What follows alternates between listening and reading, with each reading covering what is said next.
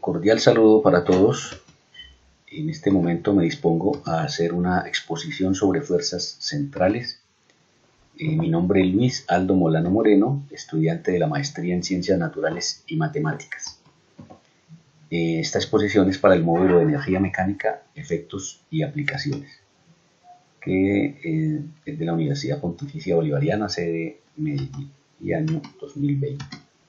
El contenido a desarrollar durante la exposición, que es sugerido por el docente, es una presentación del problema, las ecuaciones de movimiento partiendo desde la formulación lagrangiana, consideraciones energéticas para la clasificación de las órbitas, el teorema de Virial, teorema de Bertrand, condición para órbitas cerradas, ley del inverso cuadrado para la fuerza, problema de Kepler, y finalizando se hará una demostración sobre el tema general en cuestión. Bueno, miremos la presentación del problema. Cuando sucede esto, pues siempre nos preguntamos ¿y cuál es el problema? Pero nuestro problema son las fuerzas centrales. Ese es el tema principal. Fuerzas centrales, pues la palabra indica varios contextos. Sin embargo, para nuestro contexto, las fuerzas centrales se definen como una fuerza que está dirigida a lo largo de una recta radial vinculada a un centro fijo y cuya magnitud depende de la coordenada radial R. Para observar esto, vamos a colocar acá un círculo ya con los radios marcados en blanco y colocamos el vector fuerza para poder denotar que el vector fuerza es la fuerza en función del radio multiplicado por el vector posición. Entonces acá tenemos el vector fuerza ubicado en el radio. Colocamos el vector posición, que es este azulito que observan ustedes ahí, que acaba de entrar, vector posición. Este vector posición es un vector unitario, también dirigido radialmente desde el origen. El vector fuerza siempre va a ser paralelo al vector posición. Aquí pues lo coloqué paralelo, pues se supone que debe estar sobrepuesto, pero pues yo igual lo coloqué de manera paralela ahí. El origen, o sea, el inicio acá de los vectores, fuerza y posición, sería llamado el centro de movimiento, o sea, y ahí está el centro de giro. Bueno, algunas consideraciones, la fuerza central son fuerzas conservativas, ¿sí? Eso se puede evidenciar con esta ecuación que dice que el gradiente de la fuerza en función del radio es igual a 0. Las fuerzas conservativas no dependen del tiempo, el tiempo es un factor independiente ahí, y cumplen que su rotacional, o sea en el punto de giro, es nulo y que se pueden expresar como el gradiente de su potencial, pero con el signo inverso, como se observa acá en la ecuación. Dice, fuerza en función del radio será igual al gradiente negativo de la velocidad, también en función del radio. Ahí lo podemos demostrar con la ecuación.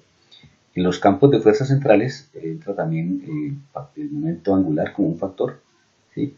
Y este se conserva constante, como se puede evidenciar en esta ecuación, que dice L, que es igual a momento angular, será igual al producto vectorial del radio por la masa por la velocidad.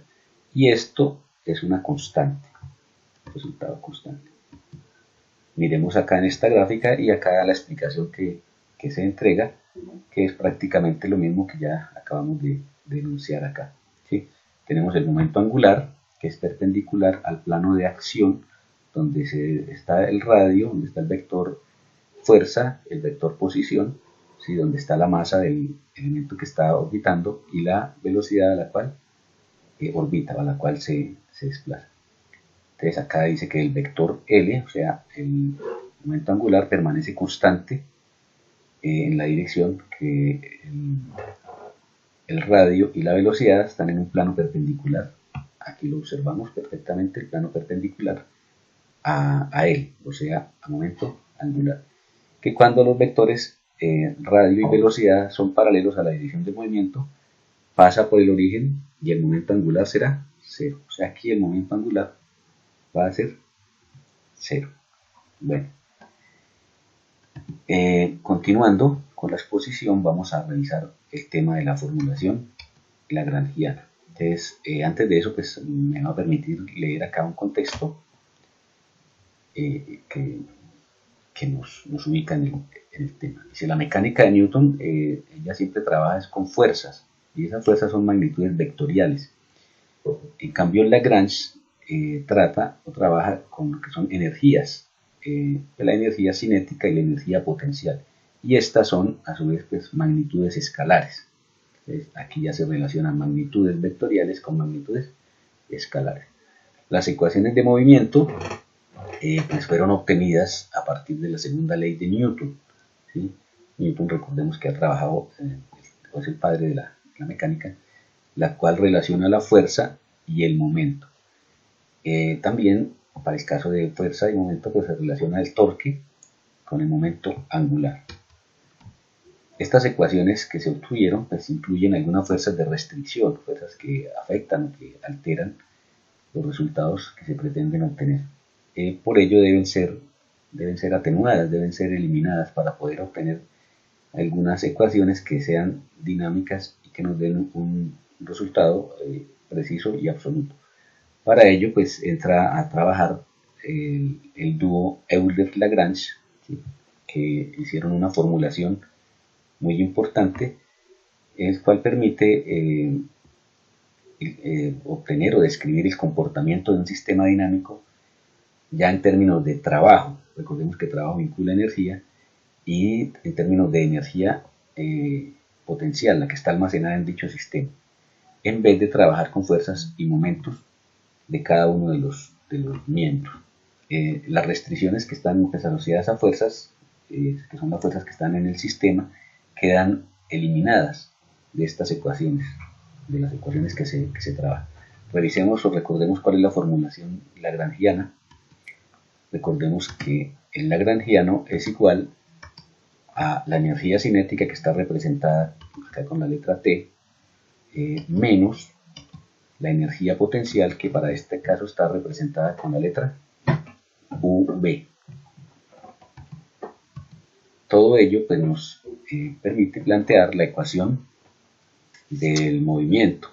Y la ecuación del movimiento es la siguiente, que dice: derivada con respecto al tiempo de la derivada parcial de L, del lagrangiano, con respecto al vector X, menos la derivada parcial de L con respecto a X. Esto es igual a 0. Ahí tenemos la ecuación lagrangiana. Bueno, respecto a las consideraciones energéticas para las órbitas, pues vamos a revisar primero qué es una órbita y cómo se clasifica. Pues, órbita es el nombre asignado, el nombre que se le da a la trayectoria que describe un cuerpo o una partícula que gira o que se desplaza alrededor de un punto o de otra partícula, la cual ejerce una fuerza central. Ejemplos de ellos, pues los ejemplos más sencillos, más particulares que tenemos son el átomo, ¿sí? Donde los electrones pues, giran alrededor del núcleo atómico. Ya a nivel macro, a nivel universal, pues tenemos todos los astros, los planetas que están orbitando alrededor del Sol, para el caso de nuestro sistema solar, o de muchos otros sistemas solares que se encuentran en el universo. Entonces, esos son los dos ejemplos más prevalentes que encontramos, los más recurrentes. En cuanto a las órbitas y cómo se clasifican, pues vamos a mirar que las órbitas se pueden clasificar de diferentes formas, con diferentes criterios. Un criterio es de acuerdo a sus características, y el otro criterio es de acuerdo al cuerpo central alrededor del cual estén orbitando. Para el caso de sus características, pues tenemos órbitas circulares, netamente circulares, con una órbita concéntrica, órbitas eclípticas, órbitas elípticas, órbita cementerio, que es la connotación que se le ha dado a esas órbitas donde está ubicada toda la chatarra espacial, llamada cementerio, órbitas de transferencia de Hoffman, trayectoria hiperbólica. De este lado, de acuerdo al cuerpo central donde giren, pues tenemos en la órbita terrestre. La Tierra actúa como cuerpo central, y dentro de la cual encontramos varias, como la órbita geocéntrica, la órbita geosincrónica o geosíncrona, órbita geoestacionaria, órbita baja terrestre, órbita media terrestre, órbita polar, órbita de la Luna, órbita heliosincrónica o heliosíncrona. También tenemos órbitas marcianas y órbitas lunares. Órbitas marcianas obviamente referidas a los que están orbitando alrededor de Marte, y órbitas lunares en los cuerpos que giran alrededor de la Luna, que la Luna es nuestro satélite natural. Y por último, las órbitas solares. Bueno,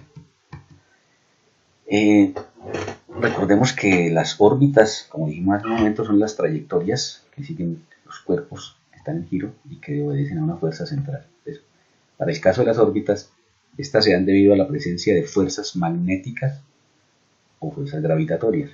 En el caso de un cuerpo que se encuentra inmerso en un campo gravitatorio, su energía mecánica sería equivalente a la suma de la energía cinética asociada a la velocidad de desplazamiento.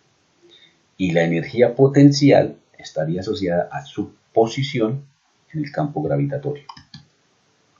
El hecho de que las órbitas planetarias sean constantes, pues esto permite inferir que la energía mecánica que los planetas mantienen o tienen también sería constante, y es apenas lógico, ya que ellos están ahí, simplemente desplazándose de acuerdo a la fuerza que se da entre el planeta que está atrayendo. Y como la fuerza gravitatoria es una fuerza conservativa, por tanto la variación de energía mecánica en un cuerpo sometido exclusivamente a la fuerza gravitatoria es cero. Esto se puede, digamos que evidenciar acá en esta ecuación que está al final de la diapositiva, donde dice: si delta de n, o sea, energía mecánica, es igual a 0, entonces delta de m será igual al delta de la energía cinética más el delta de la energía potencial igual a 0. Todo ello significa que si la variación de la energía mecánica es igual a 0, entonces la variación de la energía mecánica es igual a la variación de la energía cinética más la variación de la energía potencial, y esta variación pues va a ser igual a 0. Esto pues permite concluir que la ecuación tiene toda su validez. Bueno, vamos a mirar algunas consideraciones para la clasificación de las órbitas. El trabajo realizado por la fuerza gravitatoria cuando el cuerpo sobre el que actúa se desplaza depende de dos puntos. Viene dado por como la fuerza conservativa de la variación negativa de su energía potencial gravitatoria. Vamos a mirar esta ecuación que nos permite aclarar ese concepto. Entonces, el trabajo realizado por la fuerza gravitacional va a ser igual al delta negativo de la energía potencial. Y la otra consideración es que el trabajo realizado por la fuerza total, que en este caso coincide con la gravitatoria, cuando el cuerpo se desplaza entre dos puntos, coincide, según el teorema de la energía cinética, con la variación de energía cinética experimentada por el cuerpo. Ello se traduce en esta ecuación, en la cual dice: el trabajo realizado por la fuerza gravitacional es igual al delta de la energía cinética, o la variación de la energía cinética. Si nosotros asociamos esas dos ecuaciones, podemos obtener esta formulación. Entonces, tenemos la primera ecuación y la segunda ecuación, de donde podemos deducir, de las dos ecuaciones anteriores, pues podemos deducir que el delta negativo de la energía potencial es igual al delta de la energía cinética.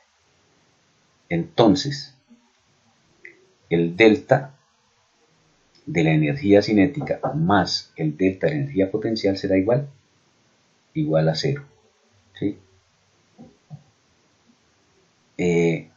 Todo esto pues, nos permite concluir que el delta de la energía mecánica, el que tenemos aquí al final, delta de la energía mecánica, va a ser igual a 0. Aquí hicimos la transposición de términos para poder llegar a esa demostración, a esa conclusión. ¿Sí? Bueno, Esta formulación nos lleva o nos implica a este análisis de órbitas de acuerdo a su circunstancia. Entonces tenemos que para órbitas elípticas la energía potencial es menor en los puntos más cercanos al foco, es menor. Por tanto, la energía cinética y la velocidad del cuerpo deberá ser mayor. La razón la podemos encontrar en esta figura. Entonces, aquí la energía potencial va a ser menor, aquí va a ser mayor. La fuerza que está experimentando esta partícula aquí alrededor, pues se deriva en la fuerza de atracción que está acá, en esta que sería la fuerza centrípeta que llevaría hacia el centro del sistema, y esta que sería una fuerza tangencial, o sea, la fuerza de fuga, o sea, como una centrífuga. Bueno, mientras que de este lado, esto para órbitas elípticas, no quedó aquí elíptico esto, parece circular. Este sí es un caso de la circular concéntrica, en el cual la energía potencial y la energía cinética son constantes, son iguales, ya que no existe sino solamente esta fuerza. Entonces la fuerza, el vector fuerza sería igual a la fuerza neta. Bueno.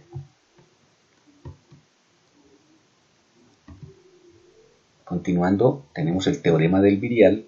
Entonces, el teorema del virial es una ecuación que relaciona la energía cinética total promedio de un sistema con su energía potencial promedio. Estos paréntesis angulares, esta formita de paréntesis, pues, representan el promedio temporal de la magnitud contenida entre ellos. Bueno, el teorema de virial pues, se reduce a esta ecuación, disculpen, que dice que la energía cinética total es igual a menos un medio de la sumatoria desde K1 hasta N de F sub K producto o multiplicado por R sub K, donde F sub K representa la fuerza sobre la partícula Késima, la cantidad que esté acá, que está ubicada en la posición R sub K. Este teorema pues permite calcular energía cinética total promedio para sistemas muy complejos. Tiene aplicación en aspectos como la mecánica estadística, ¿sí? Donde la energía total promedio se relaciona con aspectos o con factores como la temperatura de un sistema, donde entra a terciar o a mediar el teorema de la equipartición. Otro ejemplo también de la aplicación de la teorema del virial es para el cálculo de los límites de Chandrasekhar para la estabilidad de las estrellas enanas blancas, que recordemos que son estrellas que ya están en alguna fase final. La palabra virial, pues de acuerdo a la etimología, tiene su origen en el término o en la raíz latina llamada vis, que significa fuerza o energía. Ahí el teorema del virial. En cuanto al otro teorema, que es el de Bertrand, que es para condiciones de órbitas cerradas, entonces podemos decir que el teorema de Bertrand establece que entre las potencialidades de las fuerzas centrales con órbitas estables, solo hay dos tipos con la propiedad de que todas las órbitas que se produzcan ahí sean cerradas. Y estos dos son, la primera condición, que una fuerza central de la inversa del cuadrado, tales como el potencial gravitatorio o electrostático. Entonces, que se resume o se reduce a esta ecuación, que es velocidad en función del radio es igual a menos K sobre el radio elevado al cuadrado. La otra condición es el potencial del oscilador armónico simple, que se traduce o se reduce a esta ecuación, que es velocidad en función del radio es igual a un medio de K por R elevado al cuadrado, o sea, por radio elevado al cuadrado. Bueno, continuando, vamos a la ley del inverso cuadrado para la fuerza, que eso está asociado al problema de Kepler, que es un caso especial en el cual se relacionan dos cuerpos que están interactuando por medio de una fuerza central. Esta fuerza varía en intensidad según la ley cuadrática inversamente proporcional en función de la distancia que haya separando ambos cuerpos. La fuerza puede ser de atracción o puede ser de repulsión. De tal forma que uno de los problemas o de las incógnitas a resolver puede ser la posición o la velocidad de uno o de los dos cuerpos durante un lapso o en un momento determinado, dadas las masas y las posiciones iniciales y eventualmente las velocidades. Bueno, Newton, que trabajó sobre este componente, pues demostró que la ley de gravedad, en la que la fuerza de atracción es inversa al cuadrado de la distancia, implica que los cuerpos celestes se mueven en órbitas con trayectorias que en cualquier caso siempre van a representar alguna de las secciones cónicas. Recordemos que sección cónica es un plano que pasa cortando algún lado o intersecando algún lado del cono, ¿sí? Sin pasar por el vértice, o sea, no afecta al vértice del cono. Y se clasifican en cuatro tipos. Acá la figurita la tenemos, ¿sí? Que son la elipse, acá vemos el plano cortando el cono, formando la elipse, aquí vemos el plano cortando el cono formando una parábola, o este mismo plano vertical cortando el cono, que sería una hipérbola, y el plano horizontal cortando el cono, que sería un círculo. Cualquiera de estas son las órbitas que puede describir un cuerpo celeste, particularmente lo que es la elipse, la parábola y la hipérbola. Bueno, ya para finalizar, vamos a mirar este ejercicio de aplicación. Dice, para un satélite que circula alrededor del planeta Tierra a una distancia d tomada desde su centro, miremos acá, tenemos el planeta Tierra con una masa conocida, tenemos un satélite orbitando alrededor de la Tierra, satélite con una masa también conocida, entonces masa en minúscula, masa en mayúscula, y tenemos una distancia entre el centro de la Tierra, o sea, el centro de este planeta grande, y el centro del satélite. Esa distancia está compuesta por el radio de la Tierra, acá lo observamos, el radio de la Tierra, y por la altura desde el borde de la Tierra hasta el satélite. Entonces, hay que demostrar que el cuadrado del periodo, que es el giro, es directamente proporcional al cubo de esta distancia, el cubo de la distancia que está acá. Entonces, para ello, nos apoyamos en esta ecuación de la fuerza gravitacional, que dice que fuerza gravitacional es igual a la constante gravitacional por la masa del planeta, la masa de la Tierra, por la masa del satélite. Todo ello dividido entre la distancia elevada al cuadrado. Recordemos que la distancia es este radio de la Tierra más la altura de esta distancia de acá. También vamos a necesitar la ecuación de la fuerza centrípeta, que es igual a la masa por la aceleración centrípeta. Para reemplazar ahorita vamos a necesitar conocer aceleración centrípeta, o sea, este término que está acá. Entonces, aceleración centrípeta es igual a la velocidad angular elevada al cuadrado multiplicado por la distancia. Recordemos que distancia es radio más altura. Y para reemplazar ahorita velocidad angular, recordemos que velocidad angular es 2pi sobre periodo. Entonces, haciendo el reemplazo de acá en fuerza centrípeta, nos queda, traemos aceleración centrípeta, la colocamos acá, nos queda de esta forma. Luego acá reemplazamos la velocidad angular, que colocamos acá, la elevamos al cuadrado, nos queda de esta forma. Luego hacemos la igualación de estos dos términos, ¿sí? De fuerza centrípeta con la fuerza gravitacional, y nos queda de esta forma, igualando. Al hacer esta igualación podemos cancelar lo que es la masa del satélite, quitamos la masa del satélite de acá, la cancelamos con esta, y luego pasamos el término de distancia, lo pasamos aquí al otro término de acá, de tal forma que nos queda distancia elevada al cubo. Esta distancia sencilla que está acá, multiplicada por esta distancia que está acá al cuadrado, nos queda distancia al cubo, o sea, r más h al cubo. Luego hacemos inversión de términos, colocamos periodo arriba, colocamos 2pi abajo, lo mantenemos al cuadrado. Esto es igual a la distancia al cubo que estaba dividiendo, la pasamos aquí a multiplicar, y la constante gravitacional con la masa del planeta la colocamos abajo. Esto nos permite operar de esta forma. Entonces tenemos acá, operando al cuadrado, queda periodo elevado al cuadrado independiente y nos queda lo que era 2pi elevado al cuadrado, nos queda 4pi al cuadrado es igual a la distancia del cubo sobre la constante gravitacional sobre la masa. Luego separamos, dejamos solamente el periodo al cuadrado acá, pasamos este término acá que queda 4pi al cuadrado sobre constante gravitacional por la masa por la distancia elevada al cubo. Y esto nos permite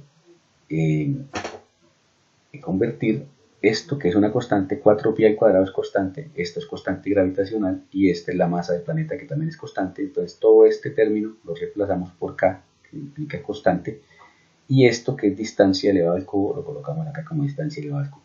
Con esto ya podemos demostrar la pregunta que nos plantea el ejercicio. Y acá pues recordemos que k es igual a este término de acá, que es a 4pi al cuadrado sobre constante gravitacional por la masa del planeta. Bueno, el tiempo pues se agotó. Esto es todo. Muchísimas gracias por toda su atención. Espero que esto sea de su agrado. Muchas gracias.